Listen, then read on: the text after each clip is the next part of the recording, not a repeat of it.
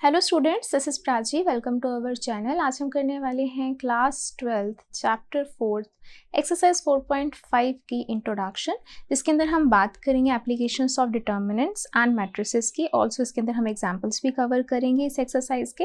यहाँ तक कि जितनी हमने एक्सरसाइजेस कवर कर ली इस चैप्टर की, उसका लिंक आपको डिस्क्रिप्शन बॉक्स में मिल जाएगा। एज वेल एज यहाँ तक कि जितने भी चैप्टर्स हमने कवर कर लिए हैं स्टार्टिंग से लेकर अब तक, उन सब का लिंक आपको डिस्क्रिप्शन बॉक्स में मिल जाएगा। आप जाके प्लेलिस्ट गो थ्रू कर सकते हैं। तो आज हम बात करेंगे डिटर्मिनेंट्स के एप्लीकेशंस एंड मैट्रिसेस के एप्लीकेशंस के बारे में। तो हमने थर्ड चैप्टर में सारे मैट्रिसेस पढ़ा, फोर्थ चैप्टर में हमने सारे डिटर्मिनेंट्स देखा कि किस तरीके से हम उसको कैलकुलेट करते हैं, एडजॉइंट कैसे निकालते हैं, कोफैक्टर्स कैसे फाइंड करते हैं। अब हम इसको कैसे अप्लाई करते हैं। अप्लाई का मतलब क्या है, जैसे आप 10th स्टैंडर्ड में कोई भी आपको लीनियर इक्वेशन दी होती थी, जैसे कि 2x + 4y = 10, ठीक है, 3x + 5y = 15, कुछ इस तरीके से आपको कोई भी इक्वेशंस दी होती थी तो आप इसको सॉल्व करते थे। कैसे सॉल्व करते थे? यूजिंग एलिमिनेशन मेथड, राइट, याद आया, अभी तक हम यूज़ करते हैं। Using substitution method, using cross multiplication method, right, ये बहुत सारे मेथड थे। एंड येस, ग्राफिकल भी था, है ना, ग्राफिकल मेथड। तो ये सब आप मेथड्स यूज़ करते होते थे इसको सॉल्व करने के लिए। अब 12th में हम इन्हीं को ही सॉल्व करने के लिए यूज़ करेंगे मैट्रिसेस एंड डिटर्मिनेंट्स। ये वाला मेथड हम यूज़ करेंगे। कैसे यूज़ करेंगे, उससे पहले आपको ये पता होना चाहिए कि हम इसको किस तरीके से मैट्रिसेस की फॉर्म में लिखते हैं।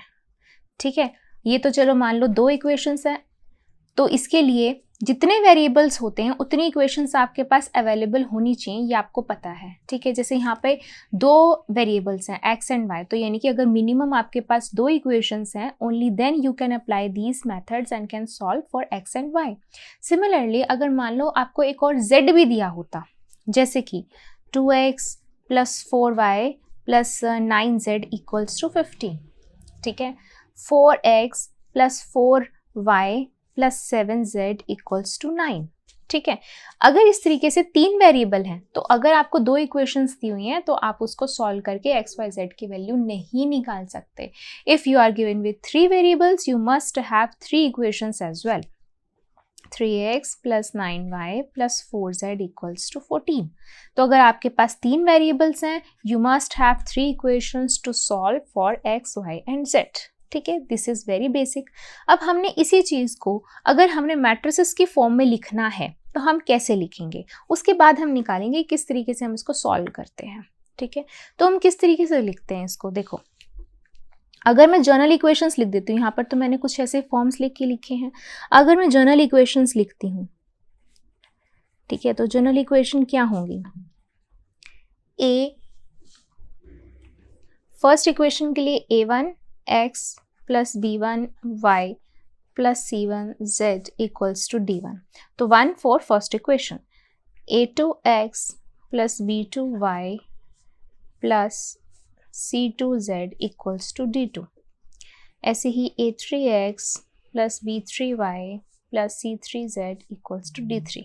ठीक है, इन 3 इक्वेशंस को मैंने मैट्रिसेस की फॉर्म में किस तरीके से लिखना है, मैं सारे के सारे कोफिशिएंट्स को, कोफिशिएंट्स ए बी सी हो गए ना, उनको एक की फॉर्म में लिखूंगी।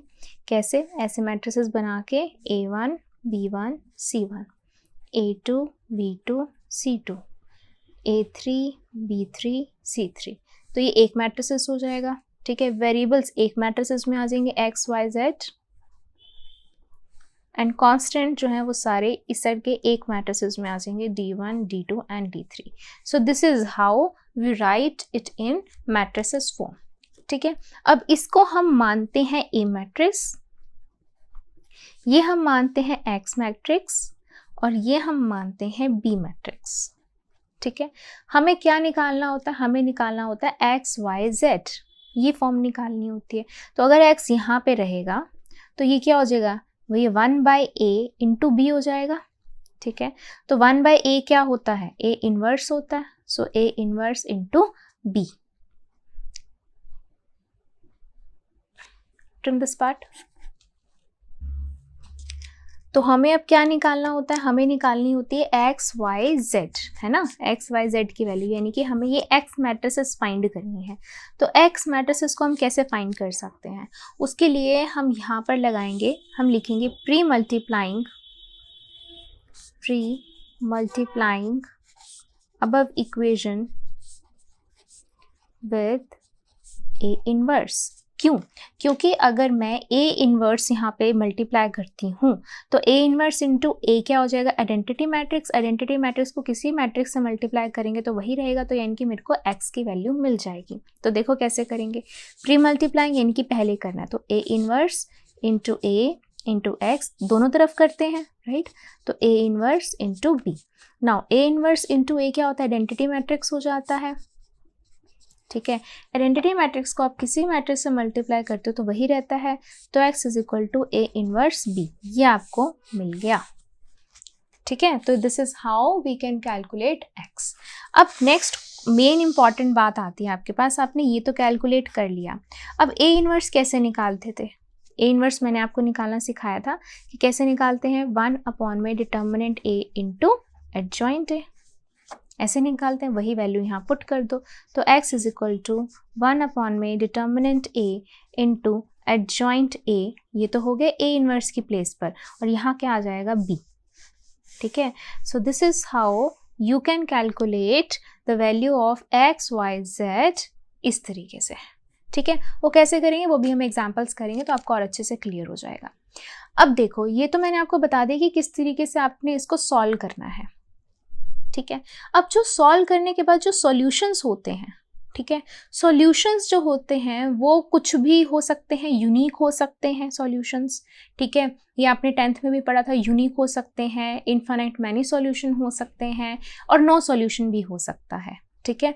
इन तीनों को ही हम कैटेगराइज करते हैं एज कंसिस्टेंट सिस्टम और इनकंसिस्टेंट सिस्टम, ठीक है। तो जो आपको इक्वेशंस दी होती हैं, ठीक है, so equations can be categorized as consistent systems of equations and inconsistent system of equations, ठीक है। अब यहाँ पे कई बच्चे बहुत परेशान होते हैं, बहुत कंफ्यूज हो जाते हैं, स्पेशली कि कौन सा कंसिस्टेंट हुआ, कौन सा इनकंसिस्टेंट हुआ, ठीक है। तो यहाँ पे इसको ध्यान से समझ लेना, बहुत ईजी वे में हम पढ़ेंगे। तो सबसे पहली बात, कंसिस्टेंट तो वो होंगे जिनका कोई ना कोई सॉल्यूशन होगा, ठीक है। It must have some solution, and solution can be unique and can be infinite many solutions, infinite many। तो consistent मतलब those equations which have solution can be unique या infinite many solutions। inconsistent क्या होता है, जिनके पास कोई solution नहीं होता, no solution, कोई solution नहीं होता, ठीक है। अब इस चीज को हम कैसे जानेंगे कि कौन सी इक्वेशंस कंसिस्टेंट है और कौन सी इक्वेशंस इनकंसिस्टेंट है, यानी कि किन इक्वेशंस का सॉल्यूशन निकलेगा और किन इक्वेशंस का सॉल्यूशन नहीं निकलेगा, वो हम फाइंड करेंगे with the help of this formula, ठीक है। कैसे, देखो ध्यान से, हम सबसे पहले निकालेंगे डिटर्मिनेंट A, ठीक है, यहाँ हम फाइंड करने वाले हैं अब, ठीक है। तो इफ डिटर्मिनेंट A आपका इज नॉट इक्वल टू 0 आता है, ठीक है, इज नॉट इक्वल टू 0 आता है, दैट मीन्स ये कौन सी मैट्रिक्स हुई, आपकी नॉन सिंगुलर मैट्रिक्स हुई, ठीक है, नॉन सिंगुलर मैट्रिक्स हुई। ऑल्सो अगर किसी भी चीज को अगर हम यहाँ पे मल्टीप्लाई करेंगे, ठीक है, अगर इसका डिटर्मिनेंट नॉन जीरो है तो दैट मीन्स इसका जो एडजॉइंट होगा वो भी नॉन जीरो होगा, इसका जो मल्टीप्लिकेशन होगी वो भी नॉन जीरो होगी, है ना। तो यानी कि हम देख पाते हैं एक ऊपर का non zero part divided by something non zero part, यानी कि x का कोई ना कोई सॉल्यूशन आएगा, ठीक है। तो यहाँ अगर मैं x की बात करती हूँ तो दिस इज 1/में determinant A into adjoint A, ठीक है, इंटू B, यानी कि यहाँ पे कुछ ना कुछ वैल्यू आएगी, यहाँ पे कुछ ना कुछ वैल्यू होगी, ठीक है, यानी कि x का कोई ना कोई सॉल्यूशन होगा, ठीक है, x का कोई ना कोई सॉल्यूशन होगा, it will have some solution, that means वो क्या हो गया, कंसिस्टेंट हो गया। क्लियर है ये बात, इतना समझ में आया सबसे पहली बात। अब दूसरी बात आती है कि if A is singular matrix, ठीक है, if A is singular matrix, यानी कि इफ A डिटर्मिनेंट जो है वो 0 के इक्वल आ गया, दैट मीन्स वो क्या हो गया, सिंगुलर हो गया, ठीक है, सिंगुलर हो गया। अब सिंगुलर के पास हम जाते हैं तो यहाँ हमारे पास दो केसेस बनते हैं, क्या, एक तो ये 0 है, ठीक है, अगर ये 0 है तो इसका एडजॉइंट भी 0 होगा, ठीक है, अगर एडजॉइंट इसका 0 आता है, ठीक है, सॉरी ट्रिम लास्ट लाइन। तो अब अगर ये नेक्स्ट केस लेते हैं कि अगर आपका ए डिटर्मिनेंट जो है वो 0 हो गया, ठीक है, अब इस फॉर्मूले को अगर हम ध्यान से देखें तो हमारे पास दो ऑप्शंस बचते हैं, क्या, कि या तो इसकी multiplication adjoint A into B की मल्टीप्लिकेशन 0 हो या 0 ना हो। तो अब देखो ये दो केसेस हो गए, यानी कि ये तो प्रोडक्ट है वो 0 आ जाए या प्रोडक्ट नॉट इक्वल टू 0 आए, ठीक है। तो अगर नॉट इक्वल टू 0 है तो x की वैल्यू क्या हो जाएगी, what is the value of x, x will be equal to not equal to 0, that means it will have some value divide में, और जो आपका a डिटर्मिनेंट है वो क्या है 0, तो समथिंग अपॉन 0 ये क्या होता है, ये होता है हमेशा नॉट डिफाइंड, ठीक है, नॉट डिफाइंड है तो डेफिनेटली नॉट डिफाइंड है तो डेफिनेटली ये क्या हो जाएगा, इनकंसिस्टेंट, इनकंसिस्टेंट, ठीक है, तो ये हो गया आपका इनकंसिस्टेंट। यहाँ x की कुछ ना कुछ वैल्यू बाय वैल्यू आ रही है, कोई ना कोई सॉल्यूशन आएगा आपके पास, यानी कि दैट इज कंसिस्टेंट, ठीक है। अब आता है ये वाला केस, बहुत इंटरेस्टिंग केस है, इसको ध्यान से देखेंगे। देखो अब यहाँ पे क्या है 0, तो x की वैल्यू क्या आएगी, x की वैल्यू होगी 0, ये हो गया, ठीक है, दिस प्रोडक्ट डिवाइड में डिटर्मिनेंट है 0 बाय 0। अब यहाँ पर क्या होता है, एक्चुअल में तो ये नॉट डिफाइंड ही है, 0 by 0 is also not defined, कुछ भी divide by 0 is not defined, तो ये क्या होना चाहिए, ये आपका इनकंसिस्टेंट होना चाहिए, राइट। बट हमने अभी बोला कि यूनिक सॉल्यूशन होते हैं, इन्फिनाइट होते हैं, नो सॉल्यूशन होते हैं, ठीक है। तो अब यहाँ से तो हमें समझ में आ रहा है, ये तो यूनिक सॉल्यूशन हो गया, ये नो सॉल्यूशन हो गया, है ना। अब तो यहाँ पे क्या होना चाहिए, भी क्या होना चाहिए, इनकंसिस्टेंट, क्योंकि डिवाइड में 0 है, नॉट डिफाइंड होना चाहिए, तो इन्फिनिट मैनी सॉल्यूशन कहाँ जाएगा। इसीलिए जब हम इसको सॉल्व करते हैं, इस टाइप के क्वेश्चंस को सॉल्व करते हैं, देयर इज अ पॉसिबिलिटी कि कुछ क्वेश्चंस के अंदर आपके पास ये कंसिस्टेंट होता है, कुछ में इनकंसिस्टेंट होता है, तो आइदर इट इज कंसिस्टेंट, तो क्या होगा, इन्फिनिट मैनी सॉल्यूशंस होगा, और समटाइम्स इट इज इनकंसिस्टेंट, तो यानी कि नो सॉल्यूशन होगा। अब ये कैसे पता चलेगा, जब हम क्वेश्चंस करेंगे तो आपको और अच्छे से क्लियर हो जाएगा कि किन क्वेश्चंस के अंदर ये आइदर कंसिस्टेंट होता है और कईयों में ये इनकंसिस्टेंट होता है।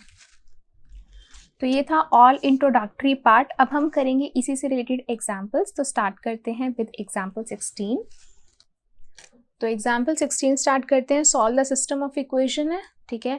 तो इसको सॉल्व करने के लिए हम सबसे पहले क्या करेंगे, इसको मैट्रिसेस फॉर्म में लिख लेते हैं, ठीक है।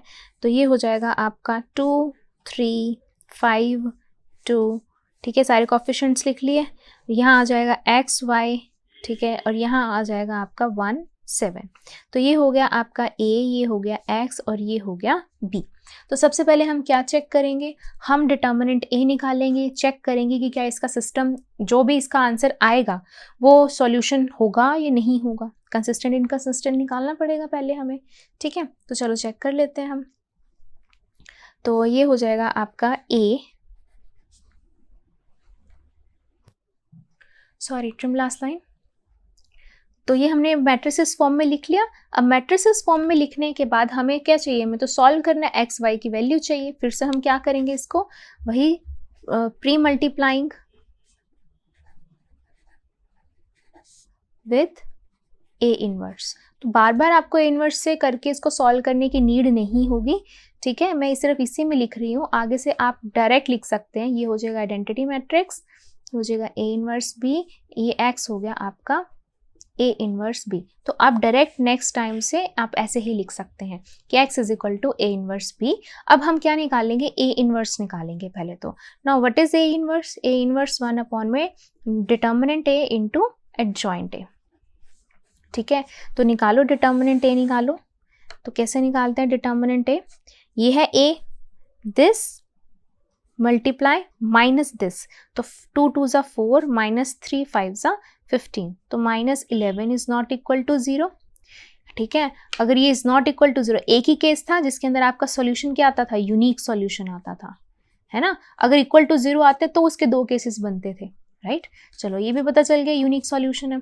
उसके बाद एडजॉइंट ए, एडजॉइंट ए कैसे निकालते हैं, मैंने आपको बताया था कि जब 2 by 2 मैट्रिक्स होती है उसके लिए हमारे पास बहुत ही शॉर्टकट मेथड होता है। क्या, इनको क्या कर दो, interchange.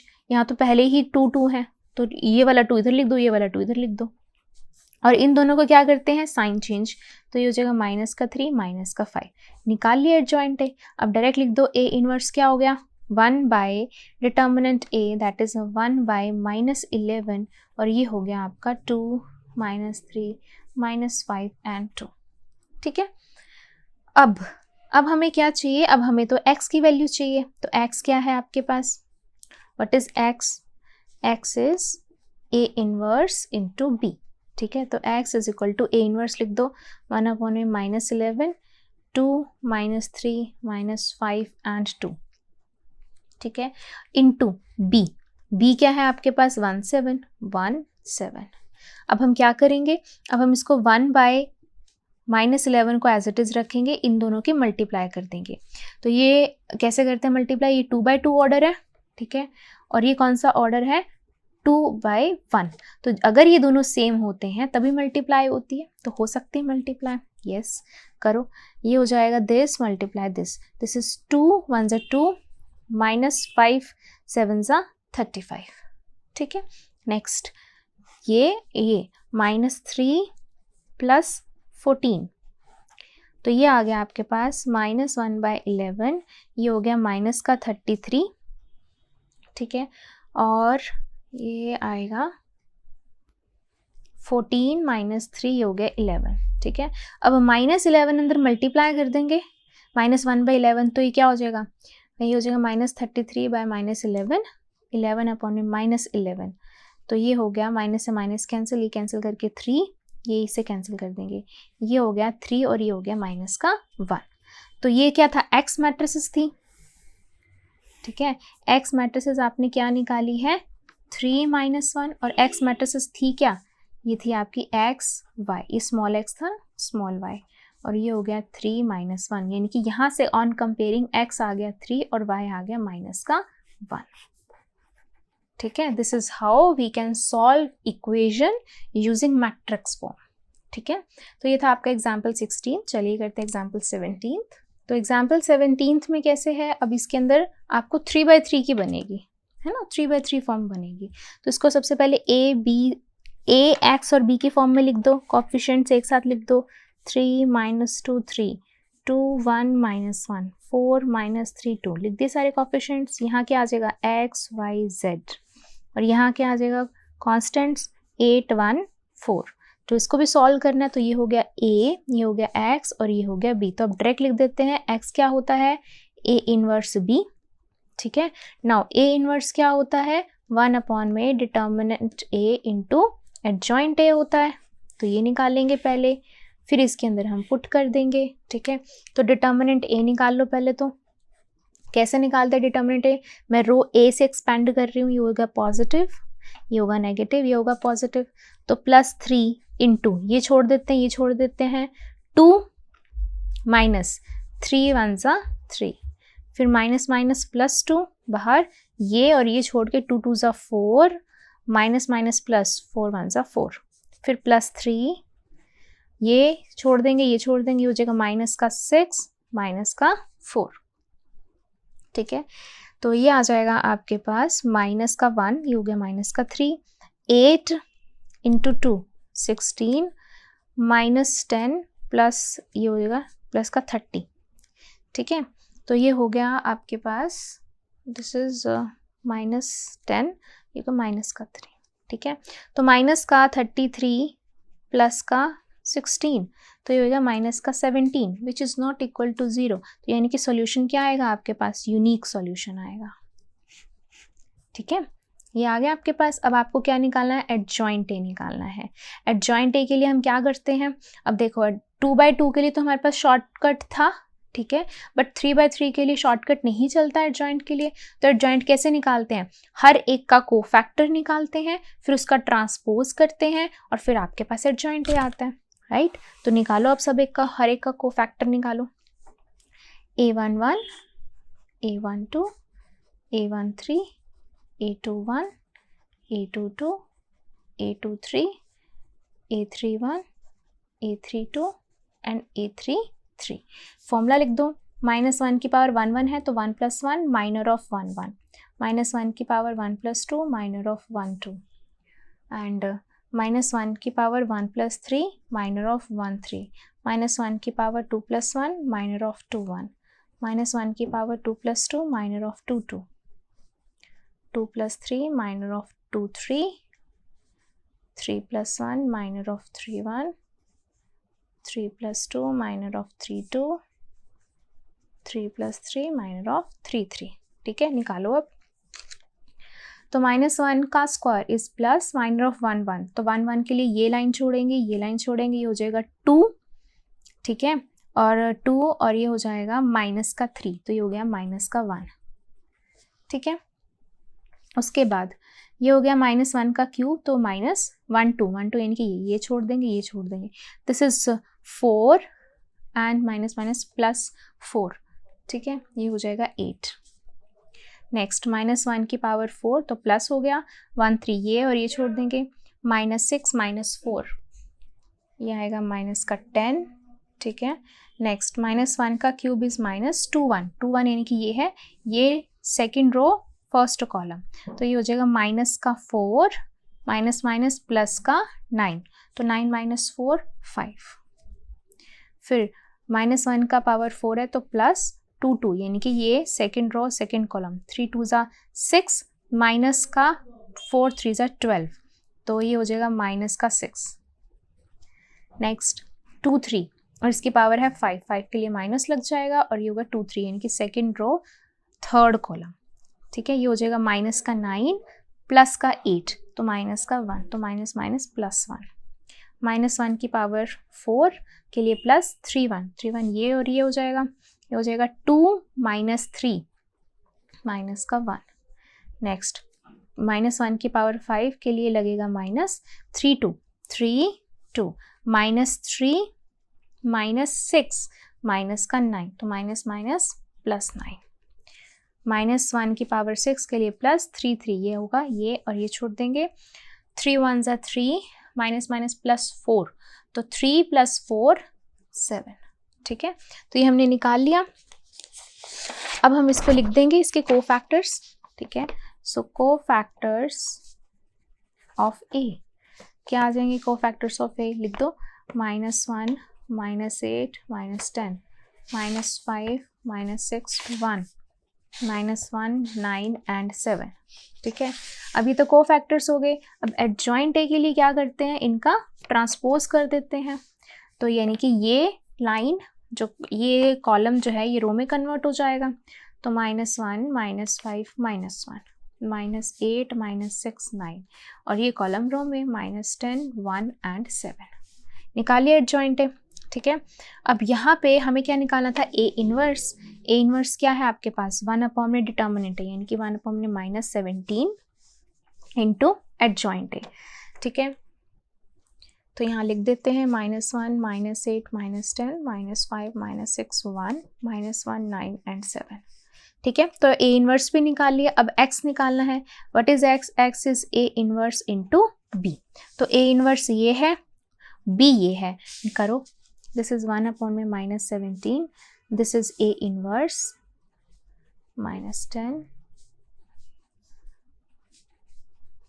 And this is B, B is 8 1 4, ठीक है। अब करेंगे इसको हम मल्टीप्लाई, तो this is x, this is 1/-17 ऐसे ही रखेंगे, इसको मल्टीप्लाई करेंगे, तो ये देखो ये 3/3 का ऑर्डर है, ये है 3/1 का, तो ये हो जाएगा मल्टीप्लाई और ऑर्डर बनेगा 3/1 का, 3 रोज 1 कॉलम, तो करो दिस मल्टीप्लाई बाय दिस, ये हो गया -8 -5 -4, फिर ये करेंगे -64 -6 +36, फिर इससे करेंगे इसको, माइनस का 80 प्लस का 1 प्लस का 28, ये आ जाएगा 1 अपॉन में माइनस 17, 9 एंड 8 17, वो भी माइनस का, ठीक है। फिर ये आ जाएगा आपके पास 70, है ना, माइनस 70 प्लस 36, ये हो जाएगा माइनस का 34, ठीक है। माइनस का 80 प्लस का 29, ये हो जाएगा माइनस का 51, ठीक है। तो अब क्या करेंगे, माइनस 17 को अंदर मल्टीप्लाई करेंगे, तो ये हो जाएगा minus 17 divide by minus 17, minus 34 minus 17 minus 51 minus 17, ठीक है। तो इसको कैंसिल करके ये आ गया 1, ये आ गया 2 और ये आ गया 3, और x था क्या आपके पास, x y z, so you can write this is x y z, यह है आपके पास 1 2 3, मीन्स कि x की वैल्यू 1, y की वैल्यू 2 एंड z की value 3, this is your answer, ठीक है। सो हमने 3/3 की भी सॉल्व कर ली यूजिंग मैट्रिक्स फॉर्म। तो ये था आपका एग्जाम्पल 17। चलिए करते हैं एग्जाम्पल 18। सो अब एग्जाम्पल 18 में क्या है, इसमें देखो अब आपको बोला गया है, कुछ सिचुएशन दी गई है, find the numbers using matrix method. अब मैट्रिक्स मेथड मतलब कि आपने वही x is equal to A inverse B करके निकालना है, बट आपको मैट्रिक्स आनी चाहिए। मैट्रिक्स के लिए आपके पास इक्वेशंस होनी चाहिए, इक्वेशंस के लिए आपको ये सॉल्यूशन, ये दे रखा है लाइंस, इसको आप पढ़ेंगे और क्या बनाएंगे, सबसे पहले तो इक्वेशंस बनाएंगे, ठीक है। तो देखो, the sum of 3 numbers is 6, तो सम ऑफ 3 नंबर्स है 3, यानी कि 3 बनेगा, तो एक्स वाई जेड लेट कर लेते हैं हम, ठीक है। तो let the first, second and third number be x, y and z, ठीक है। now according to given question, तो क्या होगा, sum of 3 numbers यानी कि x plus y plus z, ये तो हो गया 6 के इक्वल, ये आ गई फर्स्ट इक्वेशन, ठीक है। नेक्स्ट क्या कहता है, if we multiply third number by 3, ठीक है, third number by 3 and Ed second number two it, और इसके अंदर सेकेंड नंबर ऐड कर दो, वी गेट 11, ये आ गई सेकेंड इक्वेशन, ठीक है। Next, by adding first and third numbers we get, by adding first and third numbers we get double of the second number, तो double of the second number, और इसको आप ऐसे भी लिख सकते हो x minus 2y plus z equals to 0। तो ये आ गई फर्स्ट इक्वेशन, ये आ गई सेकेंड, और ये आ गई थर्ड इक्वेशन। अब इसी को ही हम क्या करेंगे, अलजेब्रिकली रिप्रेजेंट, यानी कि हमने एक्स वाई जेड के फॉर्म में इसको रिप्रेजेंट कर दिया है। अब हमने क्या करना है, इसको सॉल्व करना है यूजिंग मैट्रिक्स मेथड। तो मैट्रिक्स के लिए इसको मैट्रिक्स किस फॉर्म में लिखेंगे हम, तो लिखो पहले फॉर्म में, ये हो जाएगा 1 1 1, जब यहाँ पे नहीं है तो आप इसको लिख सकते हो 0x, ठीक है। तो 0 को किसी मल्टीप्लाई से करेंगे 0 ही आएगा, तो दिस विल बी 0, y का कोफिशिएंट 1 एंड z का कोफिशिएंट 3, यहाँ पे 1 माइनस 2 1, और ये हो जाएगा x y z, और यहाँ हो जाएगा आपके पास 6 11 0, ठीक है। तो अगेन ये हो गया a x और ये हो गया b। फिर से हम इसको लिख सकते हैं कि x is equal to a inverse b, again a inverse is equal to 1 upon में determinant a into adjoint a, ठीक है। तो डिटर्मिनेंट a निकाल लो यहाँ से, डिटर्मिनेंट a कैसे निकलेगा, ये a है, डिटर्मिनेंट निकालो, इसको प्लस, इसको माइनस, इसको प्लस 1 के, दिस इज 1, और ये हो जाएगा 1 माइनस माइनस प्लस 3 2 ज़ा 6, फिर माइनस का 1 0 माइनस का 3, फिर प्लस का 1, ये हो जाएगा 0 माइनस का 1, तो ये हो गया 7, ये हो गया प्लस का 3, ये हो गया माइनस का 1, तो ये हो गया 10 minus 1, that is 9, which is not equal to 0, ठीक है। डिटर्मिनेंट जब 0 के इक्वल नहीं आता है, यानी कि सिंगुलर मैट्रिक्स आती है आपके पास, नॉन सिंगुलर मैट्रिक्स आती है, देन वो सॉल्यूशन क्या होता है आपका, यूनिक सॉल्यूशन होता है, ठीक है। तो आपने डिटर्मिनेंट ए निकाल लिया है, अब क्या निकालना है, एडजॉइंट ए, ठीक है। तो एडजॉइंट ए के लिए फिर से हम क्या करेंगे, इसके हम कोफैक्टर्स बनाएंगे, ठीक है। तो लिख देते हैं यहाँ पे कोफैक्टर्स इसके। तो ये हो जाएगा A11, A12, A13, A21, A22, A23, A31, A32 and A33। Formulas लिख देंगे यहाँ पे।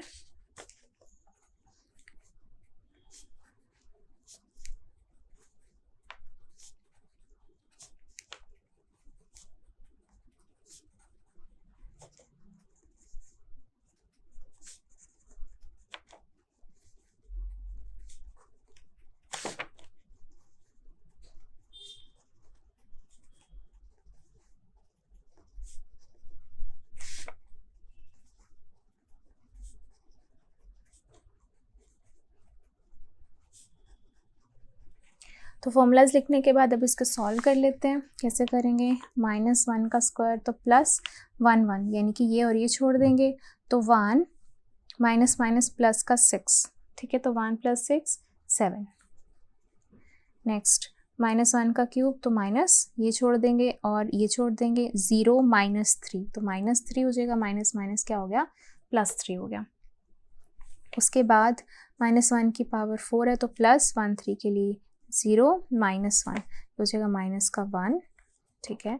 फिर ये हो जाएगा -2 1, यानी कि ये और ये छोड़ देंगे, 1 माइनस माइनस +2 तो 1 + 2 ये हो गया 3, ठीक है। नेक्स्ट ये हो गया प्लस और M22, यानी कि ये और ये छोड़ देंगे तो ये आ जाएगा 1 -1 0। नेक्स्ट -1 की पावर 5 तो -2 3, 2 एंड 3 तो ये हो जाएगा -2 -1 माइनस का 3 तो माइनस माइनस +3। उसके बाद -1 की पावर 4 तो +3 1 तो ये और ये छोड़ देंगे, 3 -1 2 और ये आएगा अब इसकी पावर माइनस में 3 2 तो 3 -0 3, इसके लिए प्लस और ये हो जाएगा और ये हो जाएगा 1 -0 1, ठीक है। अब इसको हम लिख देते हैं, ये हो जाएगा हमारे कोफैक्टर्स ऑफ A। तो लिखो कोफैक्टर्स की फॉर्म में इसको, 7 3 -1 -3 0 3 2 -3 1। अब क्या चाहिए हमें? एडजॉइंट A चाहिए। एडजॉइंट A के लिए हम इसको क्या करेंगे? ट्रांसपोज करेंगे। ट्रांसपोज के लिए ये जो फॉर्म है ये इधर चली जाएगी, दिस विल बी 7 -3 2, ये इधर आ जाएगी 3 0 -3, ये इधर आ जाएगी -1 3 1। तो ये आ गया एडजॉइंट A। हम क्या कैलकुलेट कर रहे थे? A इनवर्स, दैट इज 1 में determinant A into adjoint A, ठीक है। तो A inverse is equal to determinant A आया था आपके पास 1/9 और एडजॉइंट A आपने ये निकाल लिया है। अब क्या चाहिए आपको? X, so X is equal to A inverse B, ठीक है। A इनवर्स ये लिख दो 1/9 7 3 -1 -3 0 3 2 -3 1 और B क्या है आपके पास? 6 11 0 6 11 0, ठीक है। अब हम क्या करेंगे? इसको मल्टीप्लाई करेंगे, 1/9 एज इट इज, ये करेंगे इसको इससे मल्टीप्लाई करेंगे, 7 6 56 -33 +0 18 +0 +0, इसको करेंगे माइनस का 6 प्लस का 33 प्लस का 0, तो ये आ जाएगा आपके पास माइनस का, दिस इज 42, दिस इज 42 -33, तो ये हो जाएगा आपके पास 9, this is 18 and this is 27। तो अब 9 को अंदर डिवाइड कर देंगे, 9 1 से 9, 9 2 ज़ा 18, 9 3 ज़ा 27 और x को हम क्या लिखते हैं? x y z और ये हो गया आपका 1 2 3। तो यहाँ से x की वैल्यू आ गई 1, y की वैल्यू आ गई 2 एंड z की वैल्यू आ गई 3। ये है आपका आंसर, ठीक है। तो 3 नंबर कौन कौन से हुए? 1 2 एंड 3, जिनका सम 6 आ रहा है। आप चेक भी कर सकते हो, 1 + 2 + 3 6, 2 प्लस 3 3 ज़ा 9, 9 प्लस 2 11, ठीक है। और इसमें भी चेक कर सकते हो 1 प्लस 3 4, 2 इंटू 2 4। तो इस तरीके से आपने जो निकाला वो बिल्कुल करेक्ट है। तो ये था आपका example 18। Thank you, that's all for this video. Next video में हम कवर करेंगे कंप्लीट एक्सरसाइज 4.5। Thank you.